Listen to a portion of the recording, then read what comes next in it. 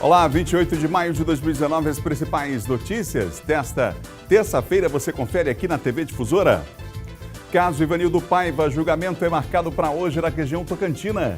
Justiça ouve acusado de matar prestadores de serviço da Semar. Começa a Semana Nacional de Conciliação Trabalhista. Ônibus sem cobrador começam a circular na capital. Campanha contra a gripe deve ser prorrogada. No esporte, Moto empata com Ipiranga e garante vaga de forma antecipada no mata-mata da Série D. O Bom Dia Maranhão está começando agora.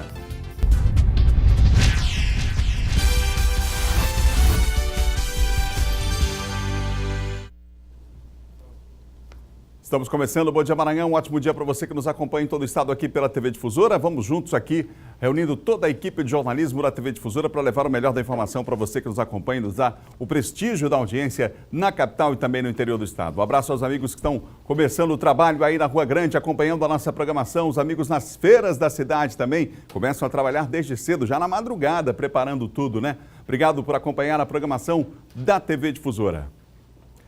Olha, foi sepultado na tarde de ontem o corpo do radialista Oswaldo Souza. Ele era conhecido principalmente por ser um defensor da cultura popular. Emocionados, parentes, amigos e colegas de trabalho vieram prestar homenagens a Oswaldo Souza.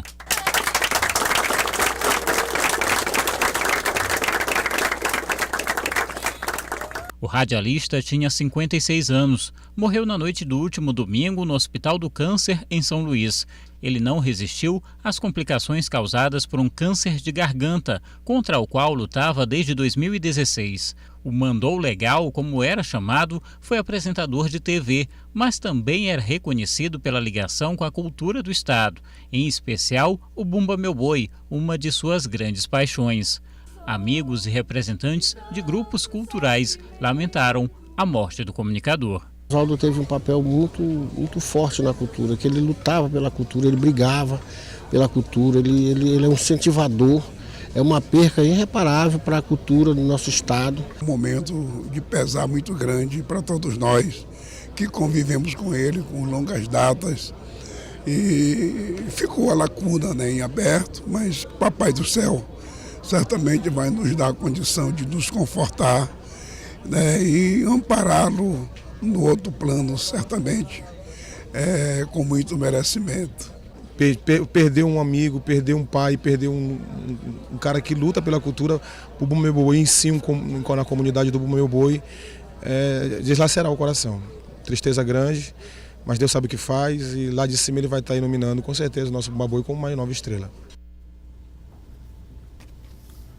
O encontro realizado ontem aqui na capital debateu vários aspectos da segurança pública. O repórter Ciro Mineiro acompanhou. O encontro reuniu professores, pesquisadores e estudantes e teve o objetivo de discutir segurança e políticas públicas, uma forma de contribuir com as ações já colocadas em prática e que visam garantir proteção à sociedade. Um esforço de discutir temas que são importantíssimos para o Estado democrático de direito, né? Um dos temas, né, uma das temáticas é a própria segurança pública, né? E o outro é um conceito que está sendo discutido não só na academia, mas também é usado nas próprias disputas políticas, que é o tema do estado de exceção. Além da segurança privada e o Sistema Único de Segurança Pública, um dos temas levantados nessa mesa de diálogos foi a greve da Polícia Militar no Maranhão em 2011 e as consequências desse movimento, que resultou em transtornos à população devido à grande adesão da corporação. Como que os sujeitos, no caso os policiais e bombeiros militares, que participaram do movimento, como que eles viram o movimento, como é que eles viam a situação da segurança pública no Maranhão naquele momento. No que se refere a mortes violentas, somente em São Luís, entre janeiro e abril desse ano, foram mais de 80, somando os homicídios dolosos, roubos seguidos de morte e lesões corporais seguidas de morte. Uma questão que merece atenção especial e ações efetivas que combatam esses crimes. É necessário que haja essa parceria, academia, sociedade, aparato de segurança para se produzir, como tu disseste, políticas públicas voltadas para a melhoria da qualidade de vida da sociedade, para a redução dos índices de homicídio e para uma melhor prestação de serviços de segurança pública. Uma situação que pode se agravar ainda mais, segundo especialistas, devido ao aumento da circulação de armamento no Brasil, impulsionado pelo decreto do presidente Jair Bolsonaro, que flexibilizou as regras do porte de armas. Favorecer o porte ou posse de arma é completamente inadequado, né? Porque o que precisa mais na segurança pública são medidas de inteligência, né? De controle do acesso dessas armas pelos bandidos, né? E manter e diminuir a circulação, que a posse de arma e o monopólio do uso de arma tem que permanecer na mão do Estado, né?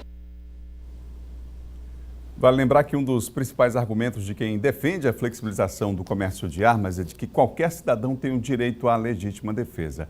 Já o presidente Jair Bolsonaro também diz com frequência que é preciso fazer valer o que a população decidiu no referendo de 2005. O referendo não tratava de regras para posse, mas sim sobre comercialização de armas. O texto original da lei do desarmamento previa que a população decidisse em referendo sobre a proibição da venda de armas e munições no país, com exceção de algumas profissões. Na consulta popular realizada em 2005, você lembra, a maioria dos eleitores disse não à proibição.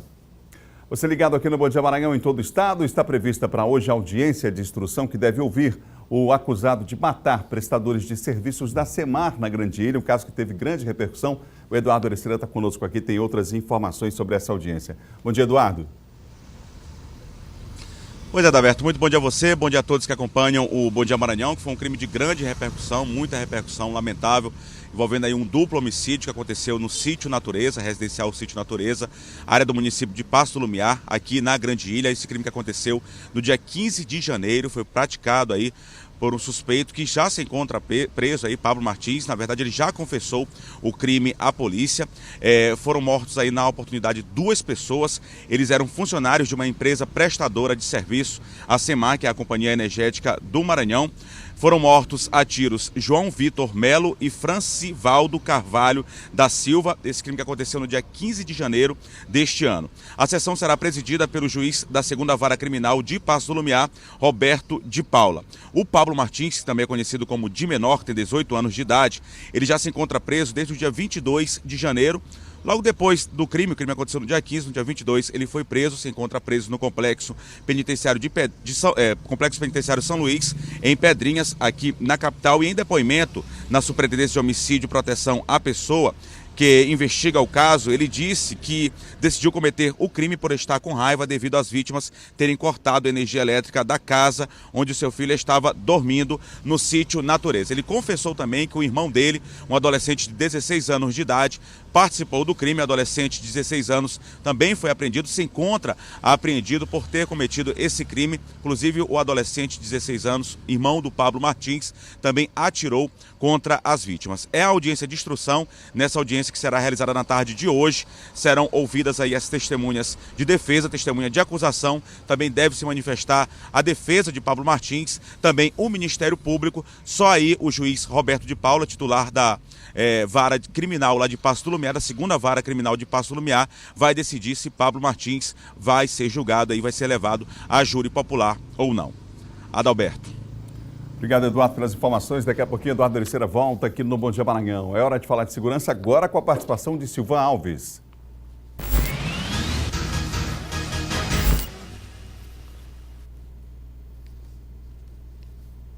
Silvan, que apresentou agora há pouco o Bandeira 2, está comigo aqui de volta. Silvan, bom dia. Bom dia, Adalberto. Bom dia a você, bom dia a todos. Silvan, outra audiência de instrução que acontece, marcada para hoje, agora lá na região Tocantina. É daquele outro crime também que chamou a atenção, no caso, o assassinato do ex-prefeito Ivanildo Everton, não é? Exato. Esse crime aconteceu lá em Davinópolis, não é? O Ivanildo era o prefeito lá da cidade. E, de acordo com as investigações feitas pela polícia, ele foi vítima de uma trama motivada por questões políticas financeiras, não é? E que teve como mandante o vice-prefeito, né? Que atualmente está preso, o ex-vice-prefeito, que atualmente está preso, o Rubem Firmo. Então, além do ex-vice-prefeito, são mais 7 pessoas acusadas. Dentre elas, são mais 2 policiais, um policial militar do Maranhão e um policial militar do Pará, que, de acordo com as investigações feitas pela polícia, teriam sido os executores do ex-prefeito Ivanildo Paiva, o ex-prefeito lá de Davinópolis. Nessa audiência, a primeira audiência de instrução e julgamento, serão ouvidas as partes e o juiz deve, a partir daí, abrir, não é, espaço para as alegações finais de defesa e acusação, até pelo grande número de pessoas presas por envolvimento. De acordo com o que foi investigado, Adalberto, na época, o Rubem Firmo, ele estaria descontente com a administração do Ivanildo Paiva em função de ter se endividado para a campanha, ter se desfeito de bens, como posto de gasolina, fazenda e tal. E aí, diante disso, ele pensou, não é, que tramando a morte do prefeito, ele assumiria a prefeitura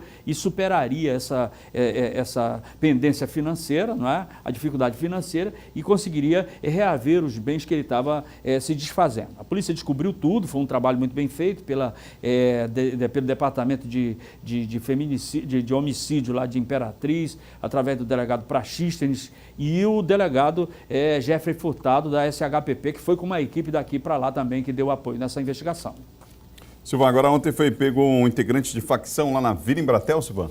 Foram dois, na verdade, um trabalho feito pelo pessoal do Serviço de Inteligência, ou melhor, do Serviço GSA, Grupo de Serviço Avançado, do CEPAM 3, e do GTM lá do 1º Batalhão. Lucas Alberto Rodrigues Salgado, que é o Lucas Diabão, e mais o Suelton Jorlan dos Santos, o Jorlan. Eles vinham colocando pânico lá dos moradores, são acusados de envolvimento com a organização criminosa, com uma facção, seriam também traficantes lá daquela região. Só para você ter uma ideia, com eles foi apreendido um revólver calibre 38, munição, droga e além de uma escopeta calibre 12 municiada, que também foi encontrada aí em poder desses indivíduos. Além de dinheiro, né? E significa dizer que estava havendo movimentação para o tráfico de drogas, e os dois foram encaminhados lá para a 16ª Delegacia, onde eles foram autuados em flagrante. Obrigado, Silvan. Bom dia para você. Bom dia, Adalberto. Bom dia a você, bom dia a todos. Silvan Alves participando aqui do Bom Dia Maranhão. São 7 horas e mais 12 minutos. Não perca a hora, são 7h12. Agora nós vamos à Imperatriz. Por lá, vários celulares furtados em shows da cidade foram recuperados. Quem traz os destaques da região tocantina é Luiz Carlos Lima. Bom dia, Luiz. Olá, Adalberto. Muito bom dia para você também. Bom dia a todos que nos acompanham. A polícia prendeu um casal suspeito de assaltar dezenas de celulares durante um show aqui em Imperatriz nesse fim de semana. Pelo menos 36 celulares estão na delegacia do Plantão Central de Polícia de Imperatriz, recuperados pela Polícia Militar após serem furtados em um show na cidade. Os aparelhos foram recuperados em ações dos policiais do 3º BPM, após uma das vítimas rastrear o celular furtado. Quem rastreou o celular e chegou até os suspeitos foi a Acácia, que inclusive já teve o objeto restituído. É uma sensação muito boa, né? Porque a gente trabalha para conseguir as coisas e aí uma vez ou outra que a gente tem um momento de lazer, ser roubada é muito ruim. A Helene também é uma das vítimas, mas ainda não teve a sorte de recuperar o aparelho. Não, eu vim pela manhã, não consegui. E eles disseram para fazer o boletim de ocorrência. Já fiz o boletim de ocorrência, mas ainda não tem notícia do celular. Após a denúncia, Lucas da Silva Nogueira e Ana Cristina Silva Trindade foram presos hospedados em um hotel ao lado da antiga rodoviária em Imperatriz. A gente foi no hotel, conversou com a dona falou que realmente tinha duas pessoas lá que era suspeita, que ela estava suspeitando já, e que autorizava a entrada da gente no hotel para fazer a revista. Peças de roupas também, produto de furto, ainda está até com a etiquetazinha das lojas e com o marcadorzinho da loja, que eles não tiraram. E ao revistar debaixo da cama, de uma das camas, encontramos essa quantidade de celular dentro de uma sacola. A Secretaria de Infraestrutura de Imperatriz estabeleceu um cronograma de recuperação de ruas castigadas pela falta de conservação. Na Avenida Liberdade, em Imperatriz, há muito tempo os moradores tentavam negociar com os órgãos da administração municipal para que fosse feita uma revitalização no trecho. A buraqueira, além de incomodar, era motivo de acidentes na rua. A moça que quebrou foi um braço agora essa semana. O caminhão ia passando, ela foi desviar e escapuliu dentro do buraco, caiu. Várias maneiras de tentar resolver os problemas, a gente correu atrás e nunca foi atendido o nosso pedido. A Avenida Liberdade é bastante movimentada e liga pontos importantes aqui de Imperatriz, como a BR-010 e a Pedro Neiva de Santana. É por esta avenida que o acesso fica facilitado a pelo menos 13 bairros, como a Cafeteira, a Vila Ipiranga, Vila Zenira e Vila Machado. A buraqueira e falta de manutenção tem se tornado um problema frequente em ruas e avenidas de Imperatriz. Rapaz, aqui tá meio complicado, né? Nem só nessa avenida, é toda a avenida de Imperatriz. Moradores do bairro Santa Inês também realizaram um protesto para chamar a atenção do poder público para a manutenção das ruas. A gente pede assim um pouco mais de compreensão da população, porque os serviços estão sendo executados. A gente teve um período de chuva muito intenso e que realmente castigou muito as vias urbanas do município. Mas a gente já está concluindo algumas avenidas, os principais corredores dos bairros. Eram essas as informações aqui da região Adalberto. Eu volto com você e até amanhã. Obrigado, Luiz. Até amanhã. São 7 horas e mais 16 minutos, 7h16. Confira agora o nosso giro de notícias. Dos eleitores maranhenses aptos a votar, apenas 1 milhão de eleitores ainda não fizeram recadastramento obrigatório. Atualmente, a atividade está presente em 12 cidades ao mesmo tempo e até o fim do ano, a intenção é que 100% dos eleitores sejam cadastrados. A meta do Tribunal Regional Eleitoral do Maranhão é de que até o fim do ano, todos os 4.500.000 eleitores aptos a votar tenham feito um recadastramento biométrico. O Ministério da Saúde abriu essa semana uma nova etapa do programa Mais Médicos. No Maranhão, 66 cidades precisam de 138 médicos, a maioria de extrema pobreza, segundo o governo federal. A cidade com mais vagas é Caxias. Esta é a segunda vez que o Ministério da Saúde abre o programa para novos interessados desde a saída dos médicos cubanos. As inscrições já estão abertas e vão até o dia 29. A expectativa do Ministério é de que os médicos comecem a atuar em junho. As inscrições serão feitas exclusivamente pela internet no site do Mais Médicos. Nos dias 6 e 7 de junho, os candidatos deverão acessar o sistema para informar em qual localidade tem interesse em trabalhar. As entidades responsáveis por danças, grupos folclóricos e similares têm até esta sexta-feira para solicitar alvarás judiciais autorizando a participação de crianças e adolescentes nas brincadeiras juninas de São Luís. O requerimento deve ser entregue na Divisão de Proteção Integral da Primeira Vara da Infância e da Juventude, que funciona no Fórum Desembargador Sarney Costa, no Calhau, de 8 da manhã às 18 horas. Os alvarás serão entregues de 3 a 7 de junho. No próximo bloco, o Ministério da Saúde anuncia que campanha contra a gripe deve ser prorrogada. E mais, no quadro de política, Diogo Coutrinho destaca Alcântara. Parlamentares vão à Guiana Francesa para medir o impacto do uso da base. Os destaques com Diogo Coutrinho já depois do intervalo. Um instante só.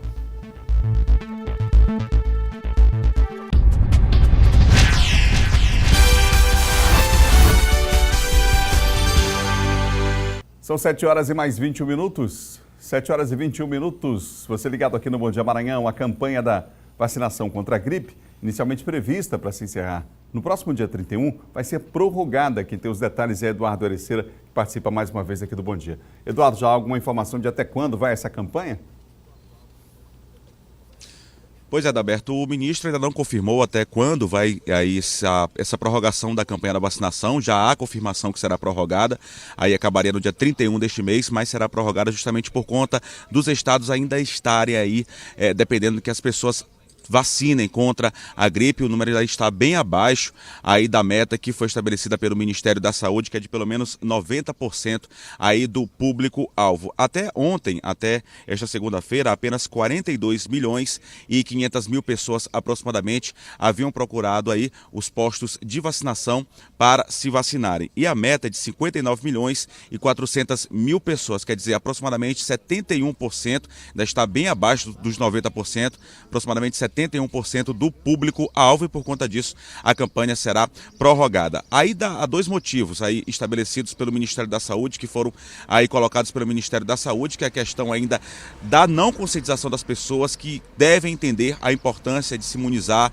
a importância da vacinação contra a gripe, e também condições climáticas. Em alguns pontos, como por exemplo, estados que tradicionalmente cumpriam a meta, como Rio Grande do Sul e Santa Catarina, segundo o ministro da Saúde, por questões climáticas, condições climáticas, aí acabou interferindo nessa situação e esses estados, Rio Grande do Sul e Santa Catarina, por exemplo, ainda não atingiram a meta. A gente está aqui com a lista, Adalberto, dos estados em pior situação e em melhor situação no país. Olha, a cobertura está boa nos estados da Amazonas, Amapá, Espírito Santo, Alagoas, Rondônia e Pernambuco. Estão todos acima de 70%. Já estados como Rio de Janeiro, Acre, São Paulo, Roraima e Pará ainda sequer atingiram aí os 60% aí de cobertura vacinal. Então não há uma data prevista para essa prorrogação da campanha de vacinação, mas já há a confirmação que será sim prorrogada. Mesmo assim, a gente alerta, né, Adalberto, que as pessoas devem procurar o quanto mais cedo. Quem ainda não se vacinou deve procurar um posto de saúde para se vacinar contra a gripe. Inclusive, Adalberto.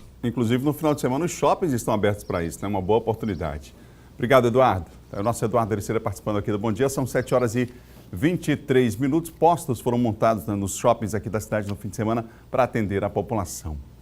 Empresas de ônibus na capital já estão circulando sem a figura do cobrador nas chamadas linhas alimentadoras. O motorista do ônibus é quem faz aí a dupla função. A medida anunciada pelo Sindicato das Empresas de Ônibus, o SET, já está sendo colocada em prática na capital. Motivo de preocupação para muitos trabalhadores, para a dona Vilma, que atua como cobradora há mais de 30 anos, não causa tanto espanto. Porque já tem bastante tempo de empresa, já estou perto de me aposentar. No caso, por exemplo, de uma cobra de um trabalhador que está há menos tempo, isso é motivo para preocupação na sua opinião? Eu acredito que sim, porque o emprego está difícil. As linhas alimentadoras, aquelas que saem dos bairros em direção aos terminais de integração mais próximos, já estão circulando sem a presença de cobradores. Por enquanto, são 26 linhas que já operam desta maneira. Motoristas já sabem que a saída dos cobradores acarretará em sobrecarga para eles. Você vai ter que prestar atenção no trânsito, vai ter que prestar atenção no passageiro de descida e subida, passar troco e vai ser difícil demais aqui para nós. Atualmente, em torno de 2.500 cobradores realizam a atividade em São Luís. Os ônibus têm que ter implantação de 2 catracas para facilitar a subida do usuário, para facilitar a subida do idoso, porque você não vai tumultuar ninguém na subida do transporte. E no momento que você tem uma catraca só, você está sobrecarregando o motorista, além de tudo, você vai acarretar uma quantidade de pessoas imensa para tentar subir nesse ônibus. Dessa forma, não iremos aceitar e não iremos permitir de maneira nenhuma. Por meio de nota, o Sindicato dos Rodoviários do Maranhão informou que essas mudanças só atingirão cerca de 20% da frota que circula hoje na Grande São Luís. A entidade esclarece ainda que perante o Tribunal Regional do Trabalho do Maranhão, o Sindicato das Empresas de Ônibus, o SET, garantiu que todos os trabalhadores afetados passarão por cursos de reciclagem para que após sejam remanejados para outras funções dentro das empresas. O superintendente do SET descartou qualquer possibilidade de dispensa em massa de cobradores. O sindicato, em parceria com o CERT-SENAT, coloca à disposição desses profissionais várias opções de reciclagem, não somente na área de transporte. As opções que eles têm no CERT-SENAT são muito grandes, então não somente na área de transporte ele pode buscar se especializar, buscar uma nova colocação no mercado e poder continuar a vida deles tranquilamente. Vamos falar de política. Vereadores de São Luís começam a discutir a PEC, a proposta de emenda à Constituição em tramitação lá no Congresso Nacional, que prevê a unificação das eleições em todo o país. De acordo com a proposição, a partir de 2022, os eleitores poderiam votar no mesmo dia para os cargos do Executivo e Legislativo. A proposta divide opiniões. Durante a sessão, 1 minuto de silêncio em respeito à morte do radialista Oswaldo Souza. Os parlamentares que ocuparam a tribuna lamentaram a morte do radialista, que também era um militante da cultura maranhense. Estaremos aqui entrincheirados para propagarmos que ele foi um grande nome na cultura maranhense.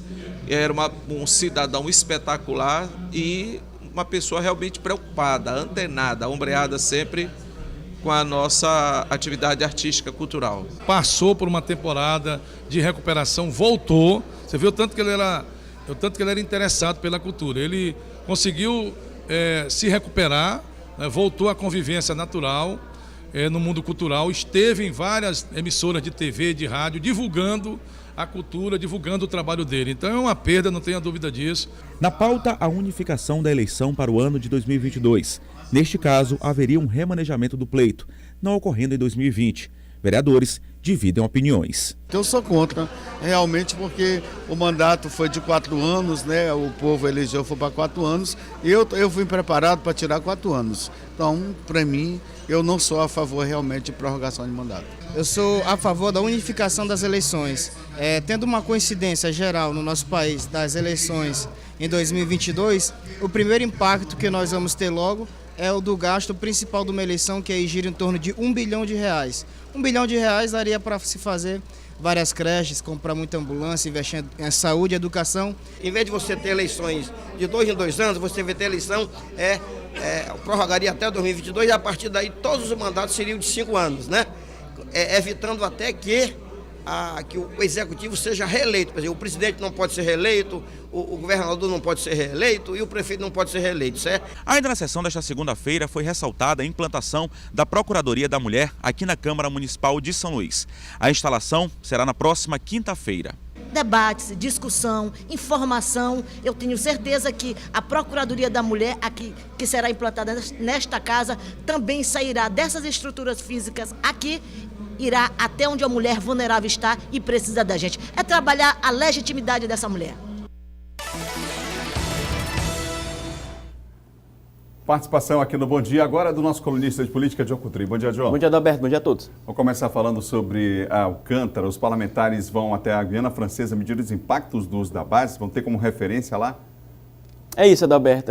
21 parlamentares maranhenses, representantes do governo, da Assembleia Legislativa, da Câmara Federal, claro, estarão lá na Guiana Francesa, na base de Couru, para avaliar, né, como aquela base funciona, até para destravar o acordo de salvaguarda tecnológica ali com a base espacial de Alcântara, ou seja, no sentido dos parlamentares conhecerem os impactos socioeconômicos ali na Guiana Francesa. Portanto, essa visita ocorrerá, até porque, Adalberto, na última sexta-feira já foi enviado esse acordo para o Congresso.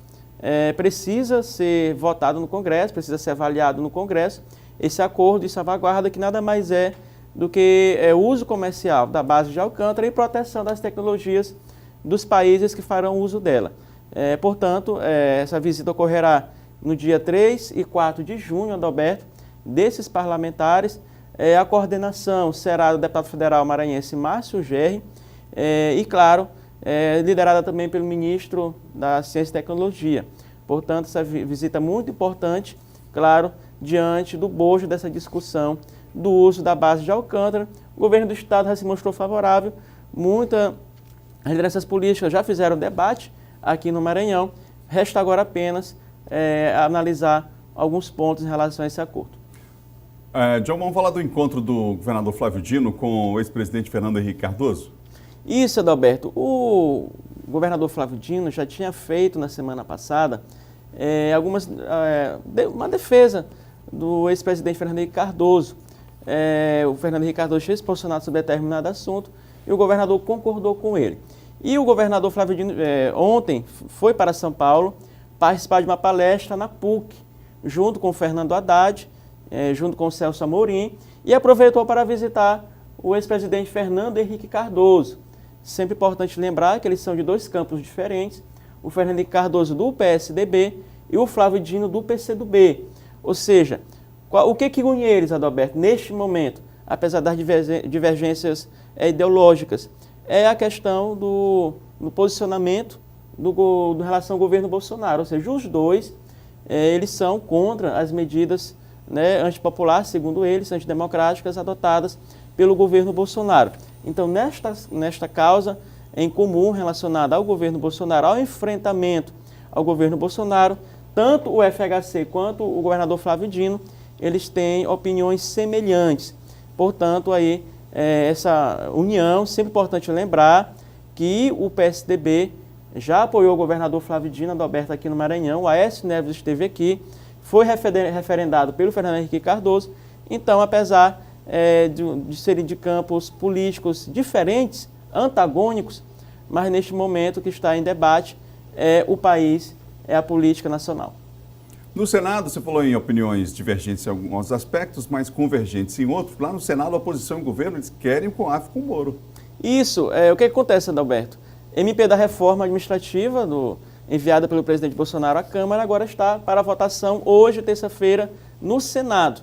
O que pode acontecer? Alguns senadores estão defendendo que mudem aquela decisão tomada pela Câmara e que o COAF, né, fique com o Ministério da Justiça, ou seja, o Ministério comandado pelo Sérgio Moro. Na Câmara, votaram para que o COAF ficasse com o Ministério da Economia, o Paulo Guedes. Já há um movimento no Senado para que isso seja revertido a favor de que o COAF vá para o Moro, fique sob o controle do Moro. Álvaro Dias é um dos senadores que estão aí à frente disso, o próprio Major Olímpio também do PSL quer essa decisão. Segundo as contas dele, 30 senadores já se manifestaram a favor disso, Adalberto, e é importante sempre lembrar, para finalizar, que tem que ser votada essa MP da reforma urgentemente até o dia 3 de junho ou pode caducar. Ou seja, alguns avaliam, será que vai dar tempo de votar para o Senado? Porque se alterar no Senado, se houver alguma modificação no Senado, tem que voltar para a Câmara novamente.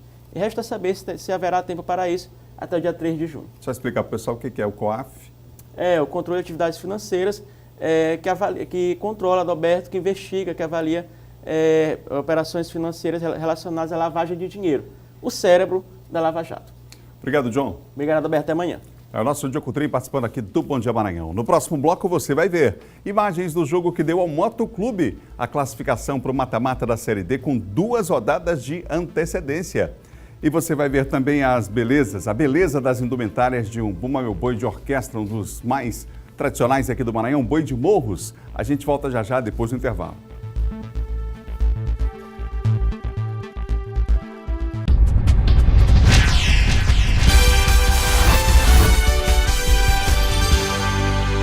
São 7 horas e mais 37 minutos, 7h37, você ligado aqui no Bom Dia Maranhão. Acontece até sexta-feira a 5ª Semana Nacional de Conciliação Trabalhista. Quem tem os detalhes para nós é o Eduardo Ericeira.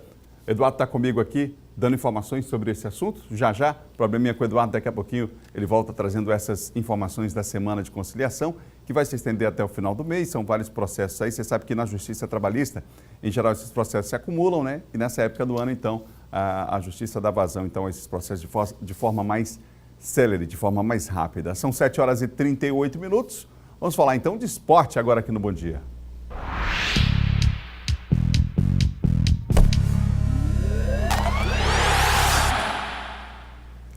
O Motoclube está garantido na próxima fase do Brasileiro da Série D. A classificação para o mata-mata veio depois da partida de ontem à noite em Macapá. Vamos ver. O Motoclube foi até o estado do Amapá enfrentar na noite desta segunda-feira o time do Ipiranga. Jogando no estádio Zerão pela 4ª rodada do Campeonato Brasileiro da Série D, o Papão do Norte empatou com os donos da casa em 1-1. Os gols da partida foram marcados no segundo tempo. Aos 26 minutos, após um belo contra-ataque, Gleicinho tocou para o Wallace Lima, que balançou as redes para o Motoclube. Aos 46, o Ipiranga deixou tudo igual depois de cruzamento de Elber na cabeça de Aldair, que marcou para os amapaenses. Com o empate, o Moto garantiu a classificação antecipada para a fase do mata-mata. O rubro-negro segue líder com 10 pontos. O Ipiranga está na 3ª colocação, com apenas 2 pontos conquistados no grupo A3 e eliminado com 2 rodadas de antecedência. E o próximo jogo do Moto será contra o São Raimundo do Pará, no estádio Colosso do Tapajós, no domingo às 5 horas da tarde. A Copa América está chegando, mas será que o favoritismo pode atrapalhar o desempenho da seleção brasileira ou pode ajudar? Confira os detalhes na reportagem de Cid Marcos, direto de Teresópolis. Este é o bar do seu Rangel, a casa dele. E quem manda aqui? Quem manda na minha casa sou eu, né? Com certeza. Se o dono não tiver essa coisa para mandar, né? Vira bagunça, né? E ali pertinho do bar fica a Granja Comari, a casa da seleção anfitriã da Copa América deste ano. Será que vai ter pressão para levantar a taça em casa? Nós brasileiros cobramos muito, né? E aqui tem que ganhar, né? A seleção brasileira já conquistou a Copa América 8 vezes, mas o último título foi há 12 anos. Além do tempo sem vencer a competição, a equipe agora enfrenta a pressão de jogar em casa. Uma espécie de lei básica do futebol. O favoritismo é do dono do campo. A minha preocupação não é com a questão do favoritismo ou não.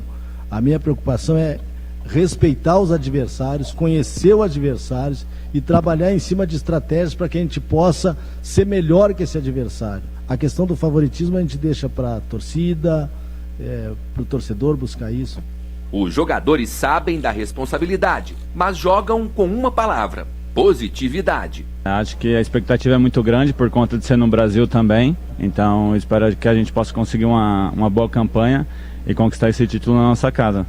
Os jogadores ganharam folga depois do treino de domingo pela manhã, mas Thiago Silva e Alexandro se apresentaram antecipadamente nesta segunda-feira. Primeira disputa com a equipe principal e realmente estou aí muito feliz, espero poder contribuir com todos e fazer um ótimo trabalho. Os outros 9 jogadores devem voltar à Granja Comari até às 9h30 da noite e Thiago Silva não esperou por eles. Foi só escurecer que o zagueiro foi para o campo treinar junto com os garotos.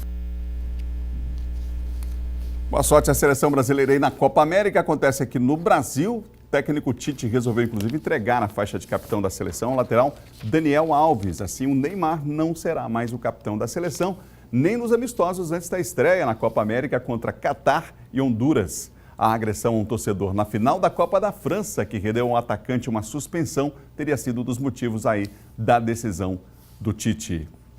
Vamos mudar de assunto? Acontece até sexta-feira a 5ª Semana Nacional de Conciliação, como a gente falou ainda há pouco, conciliação trabalhista. Eduardo Ariceira agora sim está comigo falando sobre esse assunto importante, está lá em frente ao prédio da Justiça do Trabalho. Eduardo.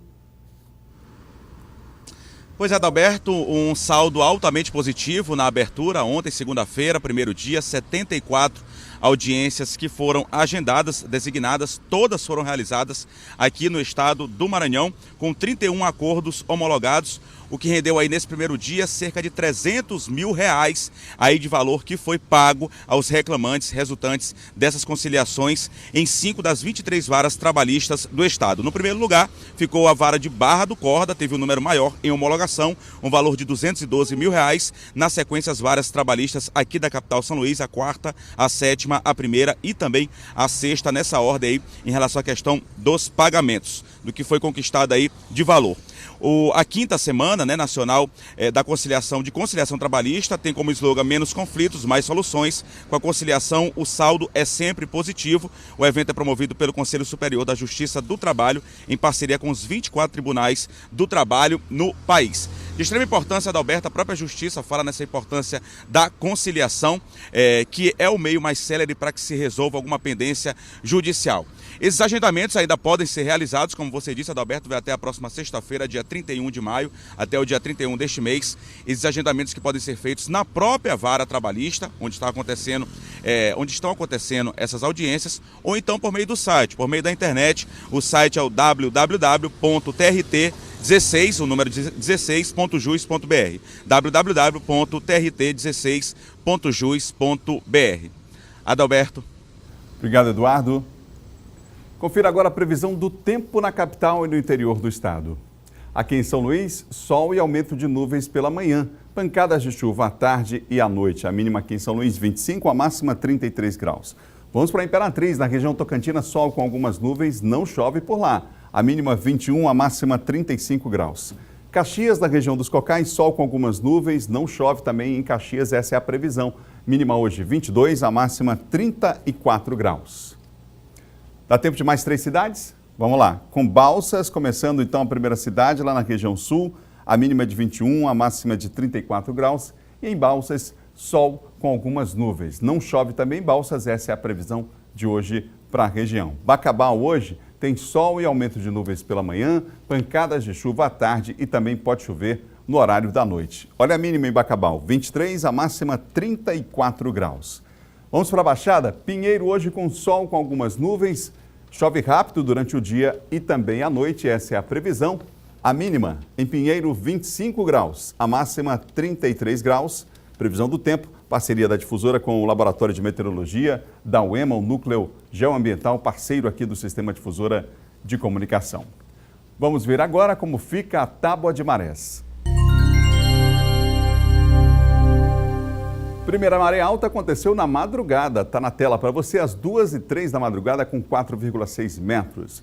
Às 8h27 da manhã, maré baixa, 1,8 metros. Às 2h28 da tarde, aqui na capital, maré alta novamente, 4,6 metros. Às praticamente 9 da noite, 20h57, 1,5 metro, maré baixa outra vez aqui na capital.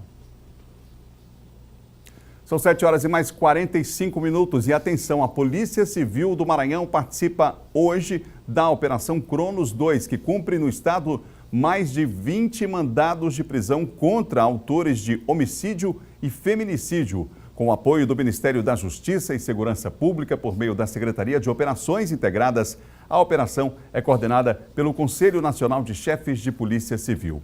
O monitoramento da operação é realizado direto do Centro Integrado de Comando e Controle Nacional do Ministério da Justiça e Segurança Pública, em Brasília, Distrito Federal. A apresentação dos resultados da participação na Operação Cronos 2 será hoje, às 10h30 da manhã, na sede da Polícia Civil, na Avenida Senador Vitorino Freire, número 26. Mais informações você confere no nosso portal MA10. Vamos falar de cultura. Em Caxias, grupos folclóricos se preparam para o São João na região dos Cocais. O Zé Carlos Oliveira mostra pra gente. Bom dia, Zé Carlos. Adalberto, bom dia. Aqui em Caxias, as prévias para o São João estão acontecendo. Quadrilhas e outros grupos culturais se preparam para fazer bonito nos arraiais. Esses eventos são chamados de prévias juninas. Sotaque de orquestra agitou o público na Praça Vespasiano Ramos, no centro de Caxias, durante a Feirinha da Gente. As índias e seus parceiros esbanjaram beleza e graciosidade, mesmo sem as vestimentas coloridas.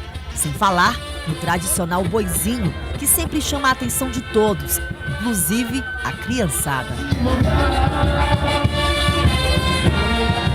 Por enquanto, apenas os ensaios. O tradicional esquenta.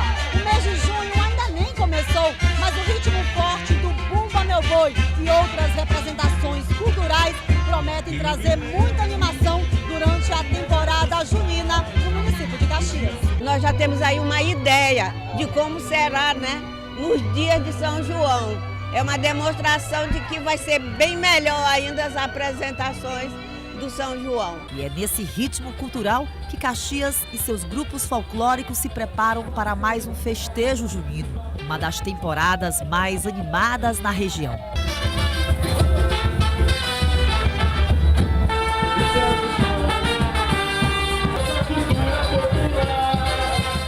Sem dúvida, o São João é um dos momentos mais esperados pelos maranhenses e por todos os nordestinos. Adalberto, é com você. Bom dia. Bom dia, Zé Carlos. A região dos Cocais aí promete, né? As festas juninas chegando. Muito legal esse ensaio com a participação das pessoas. Olha, o Boi de Morros é um dos mais tradicionais no sotaque de orquestra do Maranhão. Além da beleza das toadas, as indumentárias chamam a atenção, como mostra Hugo Leonardo. Concentrada, Domingas trabalha na confecção de um dos adereços. É que a filha foi selecionada para participar pela primeira vez do Boi de Morros.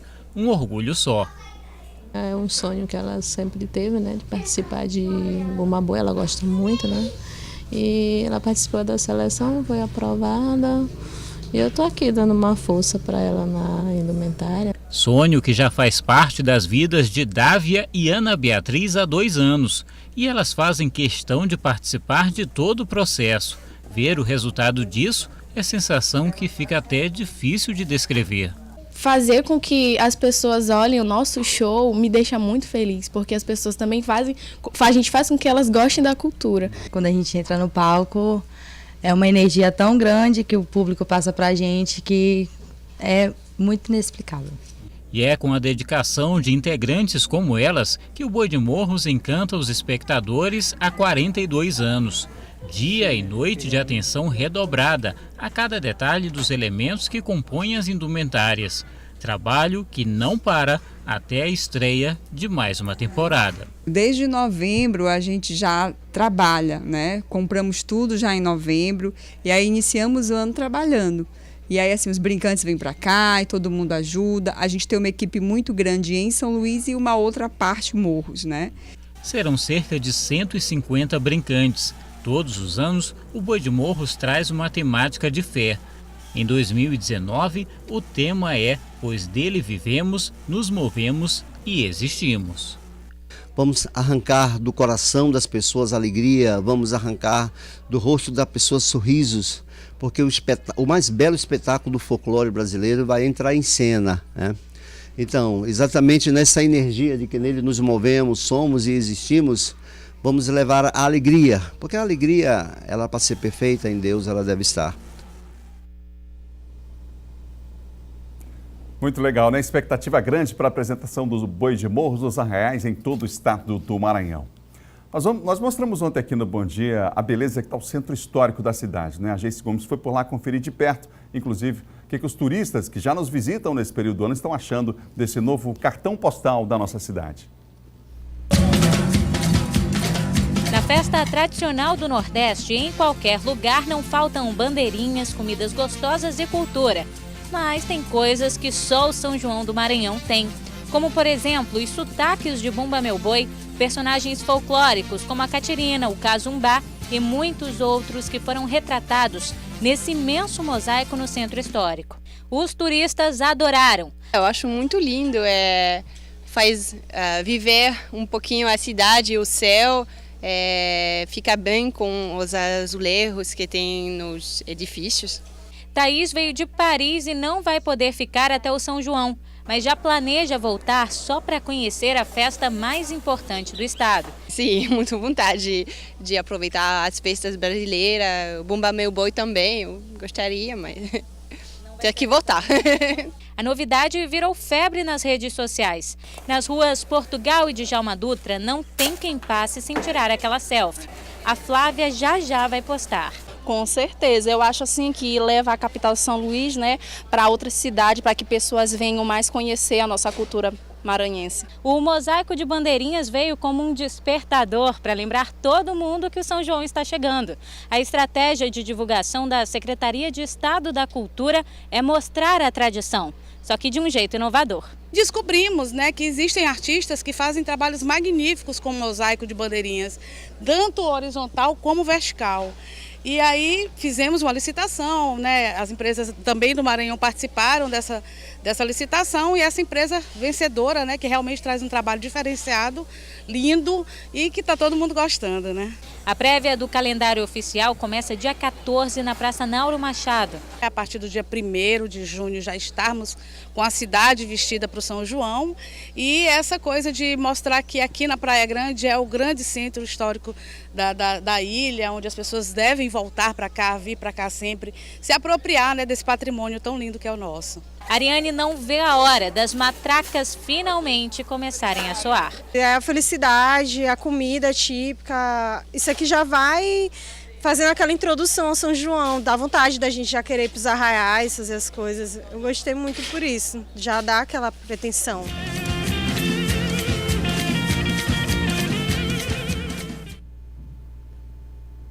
Muito legal, né? Praia Grande está bem bonita, o pessoal já está passando por lá e aprovando a decoração. Bom Dia Maranhão termina agora, outras notícias no portal M10. Amanhã, 7 da manhã, a gente se encontra com mais informação para você, com imagens lá do Centro Histórico, que a gente encerra o Bom Dia de hoje. Belas imagens dessas bandeirinhas, as bandeirolas colocadas aí no Centro Histórico para tornar a festa mais bonita ainda. A gente se encontra amanhã às 7, encontro marcado aqui na TV Difusora. Até lá.